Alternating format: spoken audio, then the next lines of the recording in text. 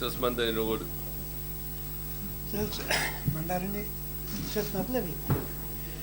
გასაღებად მოსავალი ნაკლები იყო უფრო ვიდრე შარშა. რა თქმა უნდა, შარშან გასუცებ ძალიან კარგი მოსავალი იყო და თან გასაღებად ადვილი და დარჩა.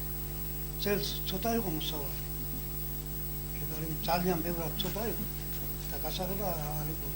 40 თეთრად გავყიდეთ ხარისხანი მანდარი. შარშან ხარისხი რამდენად იყო? შარშანს ხარისხანი 60-70 თეთრი იყო. არა წელს რა პროცენტი გაასაღებთ? წელს ნახევარი. 50% გავყიდეთ 50 თეთრად. დანარჩენი ჩავაბარეთ საკონსერვო ქარხანაში და იმის თანხაც არაჯერ გადმორიცხული. ის საკონსერვო რამდენად შეიძლება? ერთი თვეზე მეტია. შარშან რამდენი გაყიდეთ? 70-ად. 70-ად შარშან გავყიდე 10 ტონას მეტი. 12 ტონა. წელს 40 თეთრად რამდენი? 2 ტონა. რა ნაწილი გადაყარეთ? თითქმის ნახევარი გადავყარეთ.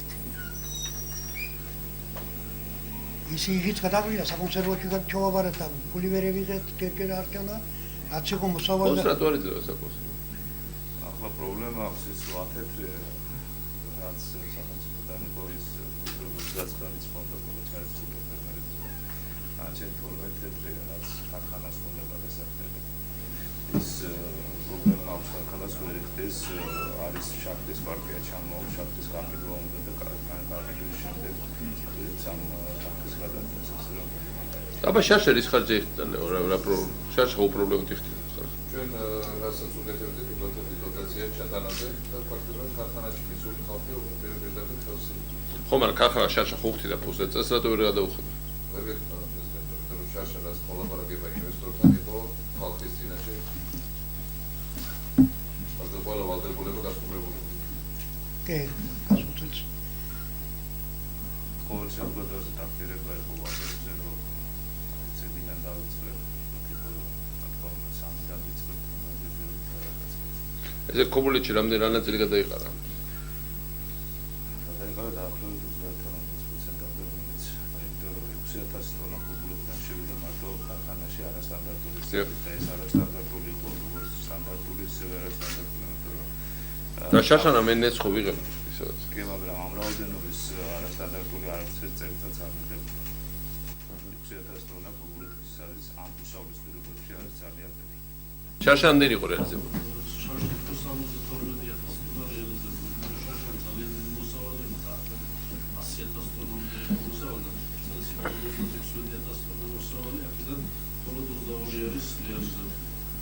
სოფლის მეურნეობის მინისტრი იყო ჩამოსული იყო იანვარში ხო სადაც? კი, ახლა ყველაზე საინტერესო ის იყო, როცა სეზონი დასრულდა, როცა ლეკვამ იზარალა რეალურად ის მოსავალი, რომელიც მან მიიღო, ამის შემდეგ ჩამოვიდა სოფლის მეურნეობის მინისტრი და მე არ მესმის სოფლის მეურნეობის მინისტრი დაინიშნა ოქტომბერში.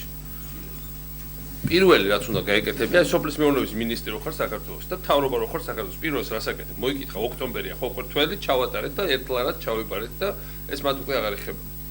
ეხლა შემდეგი არის გამოწვევა მთავრობისთვის, ნებისმიერ მთავრობისთვის ციტრუსების ჩაბარება ხო საქართველოში. პირველი რა უნდა გააკეთოს? პირველივე დღეს შენი სოფლის მეურნეობის მინისტრი არ უნდა წავიდეს X საათს მანდარინია და არ უნდა გააკეთოს. ჩავიდა 3 თვის დაგვიანებით ჩამოვიდა. მე შეგეტყვი ხა მე რომელი უზარმაზარი ქვეყანა ჩვენ ვართ უბრალოდ მანქანაზე უნდა დაძაბულიყო ჩამოსულიყო დაინტერესებულიყო ხო აღმოჩნდა აქ ესე იგი ოქტომბრის მეორე ნახევარში დანიშნული იანვრის მეორე ნახევარში ჩამოვიდა 3 თვით დაგვიანებით ჩამოვიდა და იმის მაგალითად რომ ხალხისთვის ეთქვა რა გავაკეთოთ კიდე ამ ბოლო წუთში ყველაფერი არის წინამთავრობის ბრალია ამ წინამთავრობის დაბრალება კი არ უნდა აგერ მოწმე ამ ხალხს მაინც თვალში დასასრულს აბათ ხო იციან მაინც რომ წინამთავრობის ეკითხათ მაინც როგორ კეთდება ჩაბარება ჩვენი ელჩი უკრაინაში რომელიც არ ვიცი 1000 იმაში გაძვრა ჩვენი დავალებით შარშაწი რომ ჩაგვეტანა უკრაინაში შეგვეტანა სხვადასხვა მეთოდებით და გაგვესაღებია ის გამოიწვეს უკან ისეთი ჩხუბი და ზარზე იმით რომ აი არ გვინდა ეგეთი ელჩი ნუ არ გინდა ელჩი კაი კითხეთ მაინც იმას როგორ კეთდება ესეთ რაღაცები კაი არ გინდათ ვარშავების გავიკითხეთ ვარშავების როგორც კეთდება დაკითხვაზე რო ყავდა დათრგოს ისულებს ეკითხათ დაკითხვაზე მაინც ეკითხათ თუ სხვანაირად ერიდებათ კითხვა როგორ ხდება მანდარინის და ციტრუსების გაკითხვა საქართველოში ეს ხო არ არის თავრობის საკითხი, ეს არის ძალიან ადვილი თუ გიდა. დიდი იმით თქვით 2 კონტეინერით შევიდაო ჩვენი მანდარინის რუსეთში, მოსკოვში. სად არის 2 კონტეინერი? ასავალ-დასავალ იცის ვინ რომ დაბრუნდა უკან მანქანა. ფული ჩამოიტანეს 2 კონტეინერის გასარკვევად. დიდ სახელო რუსულ ბაზარზე შესვლის შედეგი ნახა ხალხო.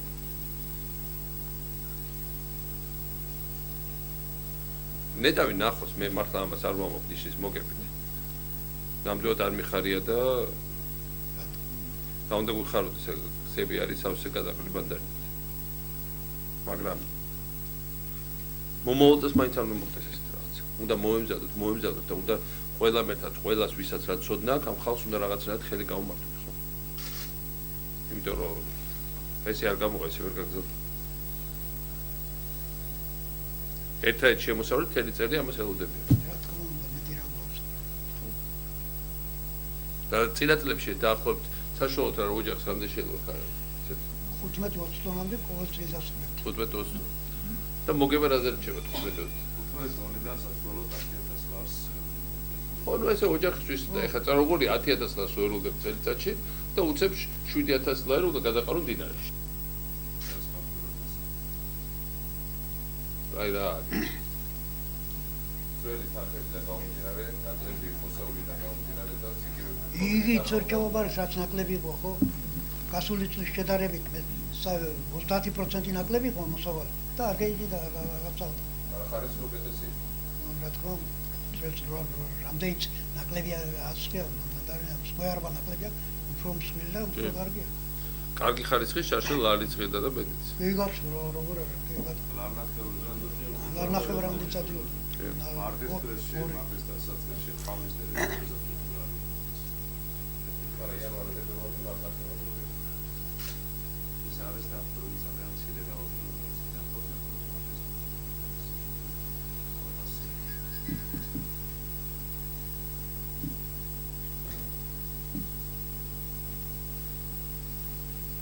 კარგი, თუ ჩვენ ამას არ ვაუბრობ ხა.